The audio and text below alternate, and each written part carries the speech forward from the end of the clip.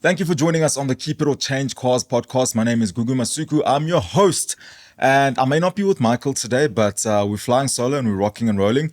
I am joined in studio today by someone I've known for many years. He's been a journalist and he's now on the other side of the fence. We consider him on the other side of the fence. He's now in PR at a car manufacturer. Justin Jacobs. Hey, bro. Googs, nice to be here. Thank you for having me, buddy. Yeah. Mm-hmm. So your journey's been interesting, man, and I want you to be the one to chat about it. You've been a car journalist for many years. I mean, I think since like I came into the 13 industry. years. So longer than me then. Yeah. Yeah. And then suddenly you make the transition from car journalist to PR at Mercedes-Benz, marketing Yes. PR. Yeah. What is it? Okay, so I am a bit of a storyteller, and the story is quite long. So I'm gonna need to cut you off. You'd have to cut me off, bro. Yeah, But okay. no, I think so. So basically, what happened was, I grew up watching Top Gear, Of course. and this was before PVR and DSTV. You know, before we could record stuff. Yeah. And I would just randomly catch it, and I'd watch Top Gear, and I was like, "This is the best thing in the world." And then YouTube came along, and I remember like watching car videos and stuff on YouTube, and I was like, "Man, I totally want to do that. Yeah. I want to drive cars for a living. Yeah. I love cars. Why can't I do this?" And I started emailing all the guys, like Hannes Oosthuizen, he was at Car Magazine, and all these people. And then this one guy, Russell Bennett, got through to me, and he was like, "You know what? I need a writer for the website. I've just started a website." This was before websites were a thing, dude. Like manufacturers, if you went to newspaper or magazine, you were nobody. Yeah. right? Yeah. So I started writing for this website, but obviously I didn't know where to get content from. Did you know how to write at all? No, dude. I just type stories. Okay. I'm just gonna type something. So I stayed in Witbank, Yeah. and I just went to a couple of the dealers, and I was like, "Listen, can I write some stuff on your cars?" And take it for a test drive and write something. Yeah, take it for a test drive. So I mean, I bombed around the block with so many salesmen, you know, and then I'd go write this like elaborate story about this car that I spent like 2 minutes. Yes. You know, whatever. But what was cool was sometimes the dealers got cars before they launched them. Okay. So the website was happy because they were getting like these exclusive drives. And I remember it was the end of 2010, and Russell, who was a big performance car guy, got an invite for a BMW X3 launch in Nelspruit, and he wasn't too keen on SUVs at the time. So he asked me, he's like, "Do you want to go?" So I was like, "Of course. absolutely." Yeah. And I remember like rocking, like I arrived at the airport, and I was so like nervous. I didn't know what to do. I didn't know where to go, you know. So I finally I checked in and got to Nelspruit, and then we got off the plane. We went into this room, and I'm standing there, and I'm like, "Oh my goodness, there's the editor of Top Car, the editor of All Car. your heroes. There's these people. Yeah. Like, whoa, this is insane." And then we had to drive, and I was like, we can drive like this. Who are you driving with? Who do you drive with? It was a gentleman by the name of Dion. Dion Skuman? No, he did. He does Dio Porter. I know Joe Porter. I don't know the man behind it. Yes, Is it was Dion. Yeah. And I was driving. I was like, whoa, and I still had like a Nokia phone. Bro. I was taking photos with my Nokia. And you shook like we can drive like And this. I was putting these things on Facebook because like Facebook was a thing. And I mean, yeah. So long story short, like, you know, I left there. I bought stuff from the minibar, and then I left money. And then the BM guys still laughed at me when I told them. I go, I left money. Left money for what? For the minibar. What you took in the minibar. And they were like, "No." I mean, like, that's how... Dude, and from that first launch, you know, you start going on to your next, start getting test cars. Look, I was very lucky in my journey. My first launch was a BMW launch. My first test car was an X550i when that came out. My second test car was an Audi RS5. It's a lot of car, a lot of power. It's a lot of car for, I think, like a 24-year-old at the time. Yeah. Like, it was wild, bro. And I was like the talk of the town in Witbank. Like, really? I mean, it's a small town, so It's a everyone small knows. Everyone knows. and then the journey just started unfolding, and you know, you start building relationships, which is a very important thing to do in this industry. You build relationships, you get involved with things, you go on these launches, you build up, and you do extra work. You know, you go and you create content. At this point, content wasn't a big thing. I mean, I remember previous generation Audi S3 launch. Sean Nurse came up to me, we know Shawnee, and he said to me, he's like, "Dude, do you have this thing called Instagram?" I was like, "What?" What's Instagram? What are you bro?" talking about? And he showed me Instagram, and yeah, the first photo that I put up on my Instagram was of the speedometer of an Audi S3. Like, Yeah, yeah. wow, and like the journey. I remember these details, but there has been thousands of cars, hundreds of launches. Lots of traveling. I mean, Much traveling. Where haven't you been in the world through this gig? Well, okay, look, there's a lot of places I haven't been. Places I have been. My first Top 3? So, And the launch, obviously. What Okay. were you there for? oh, that's difficult. That's a difficult question. Okay. Because a lot of the top kind of travel trips I've been on have Uh-huh. actually been within South Africa. Yeah, really? But so obviously, you know, going to like Namibia and whatever, that doesn't count as international. yeah. No, you stamp your It's around the passport, corner. but like you want to fly over an ocean. Of course. First one was Argentina with Toyota to watch the Dakar. Really? And we drove the then new Hilux. This was 2014. That was cool. My bag got lost between Happens all the Sao time. Paulo and a place called Cordoba, and no one understands. I mean, I was standing in the airport and like the bag just didn't come on the carousel, and then the carousel stops. And you waited, and you I go to waited. these guys. I'm like, my bag's not here, and they're like, "Yeah, no comprende." And I'm like, my bag's not here. They're like, no, it's fine. I'm Yeah, like, It's not fun. so fine. I don't know where my bag is. All my stuff's in my bag. So that was quite interesting. I had to wear Mark Jones's clothes, Really? which was Oh, quite. you funny. guys are similar Yeah, size. yeah. Mark Jones is a motoring journalist, by the way, for those listening. Yeah, I think everybody we mentioned are motoring people that we know. No, so then after that, I've been to Spain a couple of times, been to Germany. Okay, hold on. So Dubai. Argentina is at the top. No, that was just the first one. Oh, that was the first one. Yeah. Okay. But yeah, and then I've been to Spain a couple of times, been to Dubai, went to China.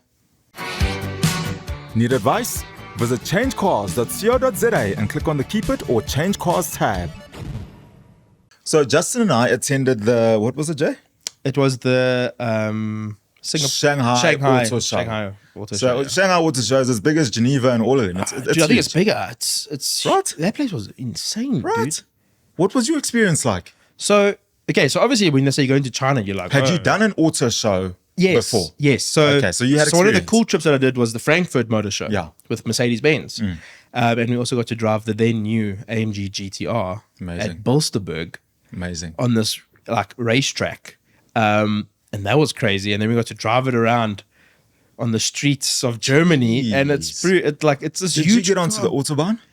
We were on the Autobahn, but it was a very short distance. I think Yeah. they planned that. Okay. But what was scary was, you know the car. It's big, it's wide, and the roads, these little country roads that just connect the villages, are tiny. Yes. And then there's like trees, and then tractors.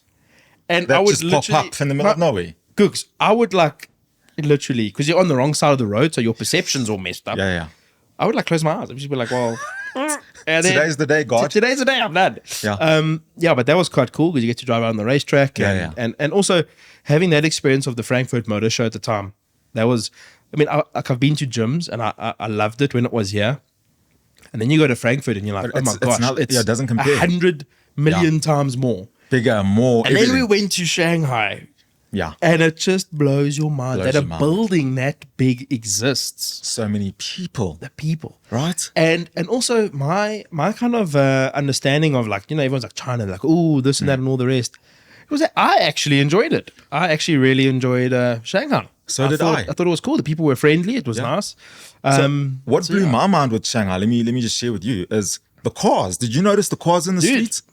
And quite pretty looking cars. And like just everything electric. Rolls Royces, I'm talking. Oh, yeah. Maybachs, like they love their Maybachs. So what was weird for me is like you have everybody, like 95% of the people are in electric cars. Yeah. Okay. From like polo looking electric cars to like quite weird, fancy SUV looking electric cars, right? So that's 95% of the people. Then there's 5%. Like at the hotel that we stayed at, like we were like right next to that eye of Shanghai, that ball and the stick kind of thing. Yeah. We were right next to there. So it was quite the affluent area. 5% of the cars in that place. And when I say 5, I mean probably the amount of S classes in South Africa were in this space. I saw a lot And of it's those. brand new Maybachs, Bentleys, Saw a lot of Cullinans, those. Bentegas, Yeah. and Ferraris and Lambos. And you sit there and you're like, I don't understand how It's this insane. works. It's Like, insane. everything electric, and then just opulence, boom. But so cool. I really enjoyed that. But yeah, I think some of the best trips I've ever been on was actually with Ford. Really? Yeah, one of the highlights for me was a Lesotho trip that we did with the Raptor. Tell me more. I wasn't on that. Beginning of last year. Yeah. We went to Lesotho, small bunch of guys, and it was a proper hardcore trip. Tents, no Ford toilet. loves the camping stuff. No toilets. Yeah. Shovel and a spade, buddy. Braaiing every night. And the weather was crazy. And because of the weather, the rain, there was mud, and we literally drove as the crow flies. Okay. So Ford had organized that, like, we just drive over a mountain. Just in those Raptors. Yeah, there's no road. Capable of those things. So capable. Right. So capable. But on one of the days, it took us about 5 hours to do 400 meters. Are you serious? Because of the mud, the cars were getting stuck. Jeez. Like, it was so slippery on this, and we were on an angle. So you'd park the car and hop out to try and help, and then you like watch your car move. That's and scary. it's off. That's and scary. it's moving. Yeah. It's so slippery. So that was quite crazy. That's but yeah, scary. I think overall, like I said, and that's exactly how this conversation has gone. It's exactly how my time in this industry has been. I can remember the beginning, and then there are key highlights, because there is, like, There are key highlights. there's so much, everything is going on, everything is happening. And to sit back and think, in the last 13 years, probably like 90% of every car on the road I have driven. Perk of the job, right? That's crazy. And it's a blur, but there are these sparks that stand out. And it's been an absolute privilege. I mean, this is the first kind of conversation interview I'm giving in this new role. And to leave what I had behind, because you had worked so hard for it, to build those relationships and the friendships. I mean, like, you got your friends, and then you have your moto, like, journo friends, your car guys. Yeah. And we all that are your close. friends. We Be know close. each We know other. what's happening in each other's lives. We spend a lot of time together. Exactly. We spend a lot of time together. I mean, I think it was last year I checked, and I had probably like 120 airline tickets on my phone In 1 year. in 1 year. Jeez. That's up and down. I mean, like, weekly, We fly a lot, yes. So it's been an incredible experience. But now, I think always in my mind was that step to move over to where I am now. Okay. And I think with the brand that I'm at is brilliant. Want SA's leading insurance? Visit changecars.co.za and click on the Discovery logo. So let's talk about that journey getting into PR and moving over to the other side, because that's really where you are now. Yeah. How does that happen? It takes a while. Yeah. I think I don't think there's a recipe for it. I think for me the big thing was the passion that I had, and with the passion comes a discipline, and with that discipline comes the eagerness to build relationships. So it just kind of felt like it was the right thing to do. I always said that, like, we face many things in our lives that are stepping stones to something. And when you arrive on that solid ground, you'll know that when you're on that solid ground. And I feel like this has been the plan for a very long time, was to get into this. But the opportunity just never came up. So when it did, I jumped at it. And it's not the first time I've jumped at this opportunity. Yeah. But I never gave up, and you keep pushing. And I think what I'm bringing to the table now is that I was a self-made motoring journalist. I don't like using the word motoring journalist. I like to say motoring content creator or something like that, because journalist, I think, is to the guys that went and studied journalism, and they actually have that journalism I'm one of degree. them. Exactly. You see, so you are a journalist. I never did that. I studied marketing management. So I think from that side, you go from creating content and you have these ideas, and you get put into a position where you need to execute these ideas for the brand. So I'm doing exactly what I was doing, but just for one brand. So yeah, it has been an adjustment, because I can imagine. because it is It's a whole different fast-paced. ballgame. Yeah, It's a whole different ballgame, and the guys run like in redline, like all the time. There's so many events you're doing. I mean, at any given point, I think there's 5 events on the go since I started. It's one And you've been weekend there for into what, the a net. month, I've been 2 months? about a month, a month and a bit. Yeah. And, I think I've gotten more emails in the last month than I did as a motoring journalist in a year. Yeah. Hectic. And there's meetings and as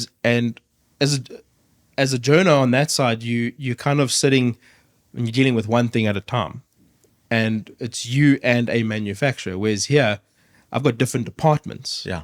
And those departments have a different need. Yeah. And we got to try and correlate that and build a storyline and a narrative to get out to media. So it's interesting and I'm loving it. But I mean, I'll be honest with you, there's a lot I have to learn. That's what I've come from green. I come from I come from the Do you feel receiving like you were end. prepared for this? Or was it like a deep end sort of situation? Like, whoa, I didn't realize that No. this So is what this entailed. that's a good question. I kind of think like being prepared for this position in my point of view was, I think it's a different way to explain it. So being prepared from knowing what to do, no. But having the fundamentals down, the foundation, yes.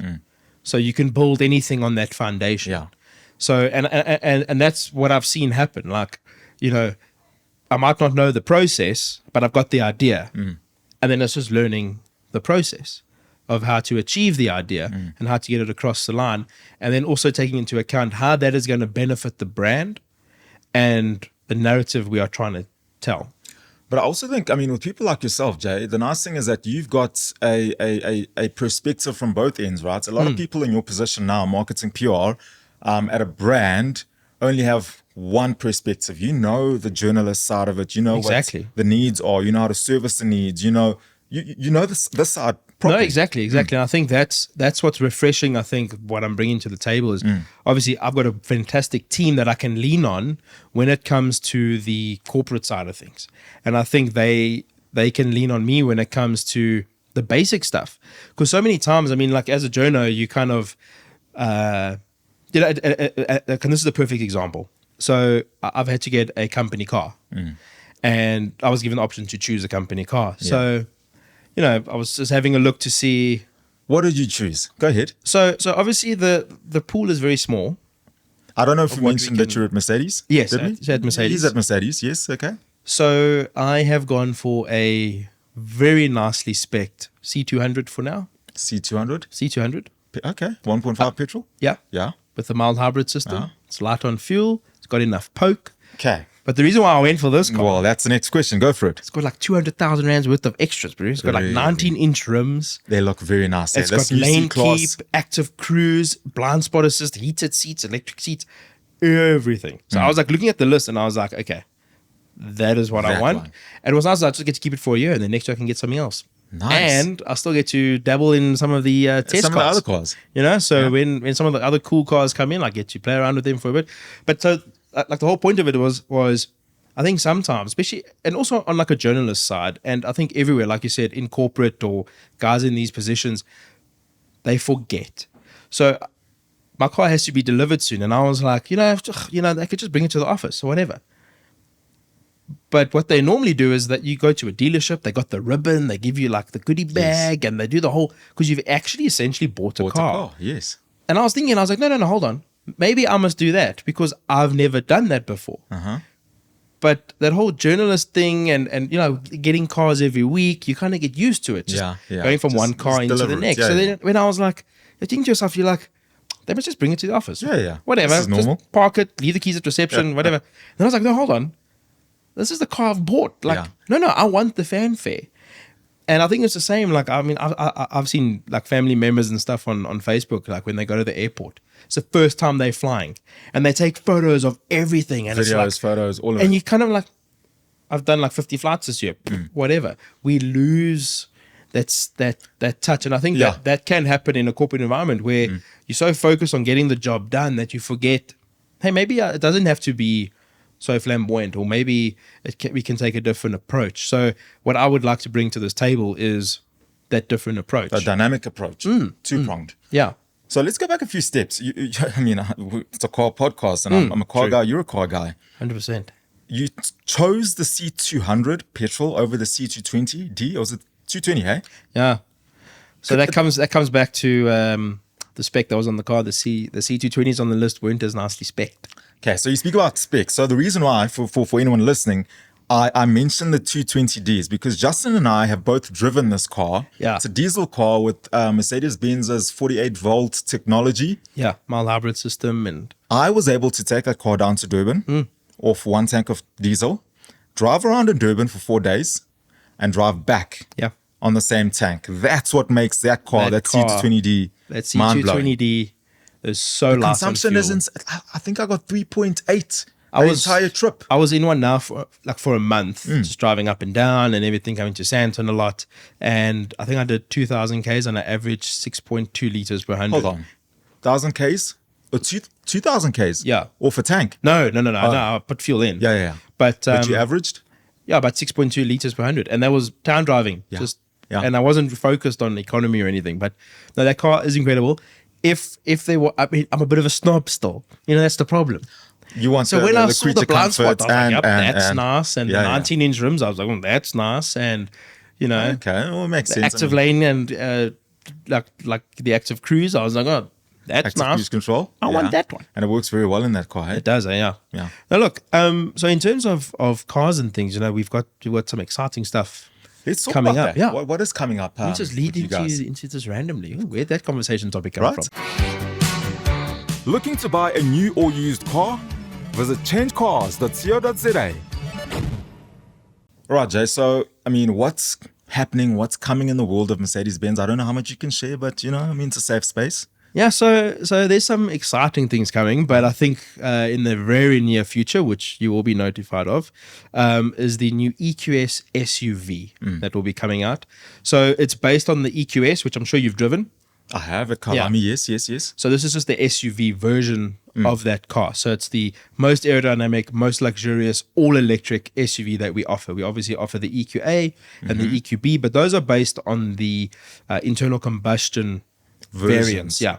of it, Whereas our EQE, our EQS, our EQE SUV, which is coming soon as well. EQE? Yes, I saw a press release. And the EQS are all bespoke platforms for our Mercedes-Benz EQ range. So yeah, I mean, that car can do around 500 Ks, the EQS SUV. All electric. 500 all Ks. electric, yeah. That's insane. Spacious, it's got 4MATIC, so it really is more... It's an SUV, But it's an all-electric SUV. all electric SUV. So I mean, it's reaching that upper class clientele that wants to make the move, but all that there's been is the smaller cars, sedans. essentially. Sedans, yeah. You know, the guys that live, on a equestrian estate or something that Wants an maybe want a SUV. tow horse box, or I don't know what these oaks do with their cars. Yeah, but yeah. this is the car. So we've got that coming up, and that's going to coincide with the EQE, Okay. which is just a smaller version. Let's talk Yeah. about size. I mean, I haven't seen this EQS SUV. You've seen it. What do you compare it to size-wise? So size-wise, I'd say it's probably the size of a GLE.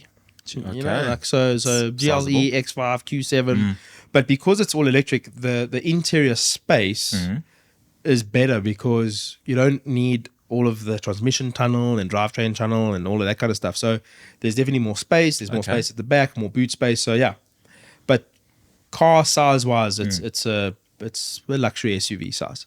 Tell me about the EQE and EQS, because I've read about those two, and the big standout with those two cars, from what I read, is that those cars offer you like a personal valet thing, where the car parks itself, goes and finds parking. Is our version of the car, of those two models, going to be the same? So unfortunately not, because of regulations, but obviously all our cars can be optioned. The cars and, are capable. and have the self-parking function. So, if you drive past a parking space and it's parallel, and we all know how everyone hates to parallel park, the car will scan the parking, will tell you that you can park here, you push a button, you let go of everything, and this thing will Just parks itself. park yeah. itself. One of the other cool things that we have is the Mercedes-Benz Me app, which when you buy a new Mercedes, you link it to your phone, your smartphone, and you can actually unlock the car. You can monitor things like fuel, range. You can monitor servicing. You can find the car. You can set parameters and all that kind of stuff with this app. You can So- preset destinations, preset Really? aircon. Now it's pretty cool. So does that mean, let's say, I don't have a son, but as a parent, you got a son, you lend the son your car. Can you see how fast he's going? Can you set You can parameters? definitely track him and see where he is. If you say, Okay. don't go to Or that where are you place. going Yeah, tonight? where you going And he says, tonight? oh, Yeah. Johnny's house. And you're like, well, you know that Johnny's house, buddy. Okay. Yeah, because thank God our parents didn't have that No, stuff. no. Thank God. Okay, so it's quite a smart system, that. Mm. Yeah. And towards the end of the year, we've got a couple of facelifts coming. There's the GLA facelift. There's CLA facelift that's coming out. CLA facelift. Yeah, it's going Wow. to be pretty cool. So it kind of follows form from the new A-Class. Yeah. So it takes cues from there. Yeah. So, there's that. And then next year, there's some exciting things. Really? Now, that's where the high performance stuff lies in the beginning of next Okay, year. talking high performance. Now, we need to settle this now once and for all. Obviously, you guys have culled the V8 in the C63. There's been lots of talk about There's that. been a lot of talk. Obviously, I mean, I'm a C63 fan, diehard fanatic. and Same here. upset, right? So rumors have been surfacing. I mean, people saying, no, the V8's coming back. Jay, is it coming back? Or are we just hoping against hope? I'll be honest with you. Yeah. When I saw it, I was like, oh, that could be quite cool. It's not coming back. Man. There's been no confirmation. There's been nothing. Is that On not that. going to impact C63 sales though? Because I mean, the whole reason why that car was so loved and it made such an impact, especially here and globally, is that V8 and that sound. You I see, mean, why would I want to buy a C63 see, the thing that is, doesn't sound like a C63? and it's a very difficult conversation to have because I'm a petrol head. Yeah. And that 4-liter twin turbo, that Yeah. naturally aspirated 6.2 liter, Yes. that thing was just What? wild, you know. So when I saw it's 2 liter and whatever, Broke your heart. broke my heart. But I think I haven't driven the powertrain.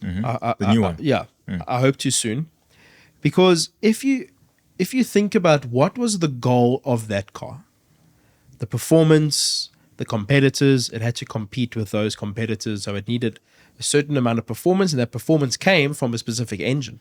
But the signature I think sound as well of that The engine. sound. But I think what's happened in the last couple of years is the technology has moved on, where we can extract that performance from a smaller capacity engine Say it. with the From help a 2 of liter. from a 2 liter, 4-cylinder, with the help of hybrid technology. Yeah. And that vehicle is capable of producing 500 kilowatts and 1,020 Newton meters of torque. The V8, no matter what fuel you put in that thing, Ethanol. you could do whatever. Off the showroom floor, the S was 373, and I thought 600 newtons, 650. So this 2 liter with the hybrid technology has got almost 200 kilowatts more, and almost double the Almost power. double the torque, yeah. And it's got 4MATIC, so off the line, it's blistering. And I hear you. I understand the sound, but you must remember where we are. It's an emotive car, that, Do you know? Jay. It is. And the sound is a thing. And I guess it is a compromise. I mean, from what I've seen and from what I've heard, they have tried to keep some sort of sound. But it is the sacrifice we have to make. And that's what people don't understand is, unfortunately, I'll be honest with you, being on this side, South Africa is so far down on the importance list. In terms of? In terms of what cars we get, and we can put our hand up and say, we want the V8, we want the V8. But when your governments in Europe and America, which buy 4 times the amount of cars that we are like bringing in, when those guys implement rules and regulations that say, well, you can't have a V8 anymore because of emissions or whatever their reasoning is, that's that. And I get the diehard fans are sitting there going like, but why? And I think the compromise has been very good. The performance is there. We've lost the sound. Big time. We've lost the sound. That's it. That's all we've lost. Are we going to lose any more V8s within the Mercedes-Benz range? I don't think. I mean, I drove the new SL and I was shocked. It's a 2 liter Exactly. 4-cylinder. I mean, SL5, you say SL500 or SL, you're thinking V8. Yeah. Thinking 5 liter V8 at the bare minimum, Yeah. you know? So in terms of the V8, I don't think we'll be losing them anytime soon. But I do think that across the board, manufacturers are going to downsize. Remember, the other thing too is, and this is not from a Mercedes point of view, this is from a personal point of view, from doing research on YouTube and reading articles and things like that. I remember going through car magazines from like 1997 and looking at sketches of a Porsche Panamera in 1997. That's how long ago these cars start coming into the phase.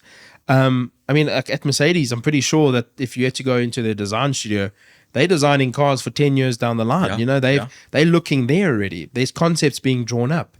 I've listened to so many other podcasts where designers are designing. I mean, like the one guy who helped design the Bugatti Veyron. It was in the 90s. Back then. You know, Wow. he was in college and he was designing this car. So I think where Mercedes is now, these cars were designed and planned a while ago. And a lot of the other manufacturers, we're going to see Audi's talking about downsizing, BMW's talking about downsizing. Yeah, I think they all I think the big thing to keep the V8 alive in your, for example, like in the GT63 four-door, is to hybridize and ensure that your hybrid system can give you the efficiency needed for those regulations. I think right now it's a big juggling act on how can we maintain the essence and meet the regulations. Is it not a thing of, within our entire range, we are basically, this is how much we're polluting. Basically, we need to reduce the overall That's figure. That is a figure. So that then is a factor. we cut out the C63 V8s, but we keep the GT or GTR Exactly. whatever. Is that how it works? Aston Martin did the same thing with that little Signet thing that they had. Remember that little weird-looking little smart car thing that they... I don't think I saw it. Exactly. Like, but it's because they offered like 5 cars and their range produced X amount of CO2. Yeah. So what they did was they brought this little car and like gave it away when people bought cars or something. I don't know. Like it was weird. Like this little smart looking thing. Yeah. And that brought the overall CO2 down. So they could retain the V8. Retain the V8. Nice. Smart people. In terms of C63, I think we need to drive the car. First. And if it is only a sound issue, we can overcome that. And I've always said this, from electric cars to downsizing, where we are sitting, you and I, and other guys in our fraternity, we are the guys in the car while everybody else is on a horse, looking at us saying, this thing is not going to work. Because for the last 3,000 years, we've been conquering nations with these horses. The car's been around for 180 years. Okay. Horses were used for thousands of years. You look at technology, how that has progressed in a short amount of time. Like the phone, I mean, like I sit and talk to my dad. My dad had one of those things where you had to like wind. Yeah. And now we've got these things. Look how quick it's happened. So in terms of the car as a thing, on a scale, we like here. You know? So you're saying we're going to adapt. We're going to get to a point where a 2-liter 4-cylinder C63 or whatever is normal. Dude, I'm telling you, we're going to get to a point where a 2-liter 4-cylinder with like electrification is going to be like, whoa. Like what? Whoa. You put fuel in that thing? Whoa. That's crazy. I think we're going to get to that point. I think electric cars and other forms of combustion, hydrogen and whatever, I think that's going to become a norm one day. It is. And that we're going to look back at that 4-liter V8 and go, what was that about? You and I are not. The younger generation that's coming 100%. in, they are. Yeah. And I pray to God that day comes at least 30 years from now. But it's going to be exactly, I know where this conversation is going. Like when you sit and talk to your dad or your granddad or something, and he says, no, cars today are rubbish. Back in the day, 7-liter V8 American, blah. Those cars are crap, man. Those cars are rubbish. Yeah. To us, yes. To us. Yeah. You know?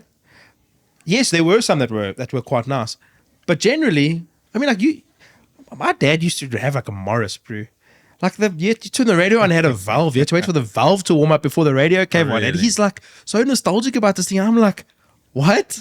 If it doesn't have Apple CarPlay and a Burmester 3D surround sound, don't even waste my time.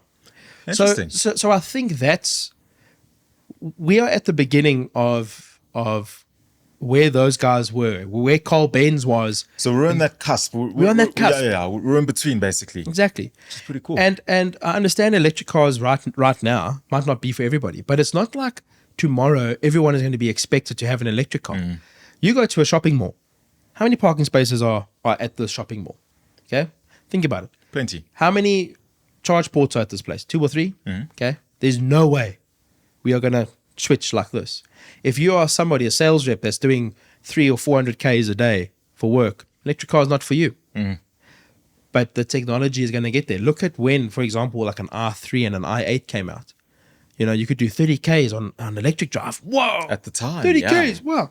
Now you're kind of like, if it doesn't do between 400 Ks, you're like, meh. Yeah. Dude, i8 was like yesterday. You know what I'm saying? It's insane. Look how far we've come.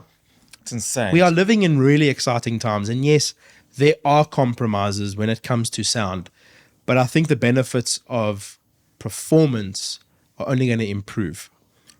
That is yet to be determined on my side. We'll chat again and I'll tell you what I think when I eventually do drive that new C63. Yes. But to wrap up, man, I know when this podcast goes out, it will be behind us, but we're going into Festival of Motoring in a few days. What can we expect from Mercedes-Benz there? What are you guys unveiling? Do you want to talk about it? So unfortunately, we are not going to be at Festival. Are of you Motoring. not there? No. Man. You see, remember we had our AMG performance tour at Kyalami. Okay, so all the budget was spent over there. Yeah. And also, I think we're very selfish. Yeah. We want all the attention to be course. on us and what we launch. Just rent out the whole And I Kyalami. think we just rented out Kyalami for a weekend. We had media, we you had did. customers, we it had was awesome. celebs, we had so many cars that were there, that were launched, unveiled. And it was just an AMG packed event. And then we took it to Sandton and we blocked off the roads of Sandton on a Sunday. Fancy people. And we turned it into a racetrack. But I mean, you might see some of my cars there. Really? Yeah. I look forward I've to it. decided to, we've partnered with some of the guys there and we've put some like A45Ss. I think it's the perfect thing to, if you really want to show off, you take your smallest offering that has 310 kilowatts, destroy. 500 Newton meters of torque from a 2 liter. Yeah. Okay. And it's actually the same engine they're using in the 63, Just just detuned. without the hybrid system. So, yeah. And that car will be there and I will come by. Will you? On Saturday, I'll come and say hi to you. Look forward to seeing you. Yeah. Awesome. Jay, thank you so much. Good. Justin Thank you for Jacobs. having me, buddy. Yeah, It was we great. will see you again, hopefully. And you and I will stay in touch as we always do. Absolutely. I'll see you at my event soon. Lovely. And thank you for tuning in as well. And if you found value in this episode with Justin Jacobs and everything we discussed, please support us, rate, like, follow, subscribe, whatever it is. And obviously email us, podcast@changecars.co.za if you need any motoring related advice, car advice, bike, whatever it is that's motoring related. Email us. We'll be happy to answer your questions. If you're looking for a car, a bike, a caravan, a boat, get onto the site and search. Click on the Discovery tab while you're there to get yourself an obligation-free insurance quote. For South Africa's best motoring content, catch all things motoring on DSTV channel 189 and on YouTube. New episodes every week.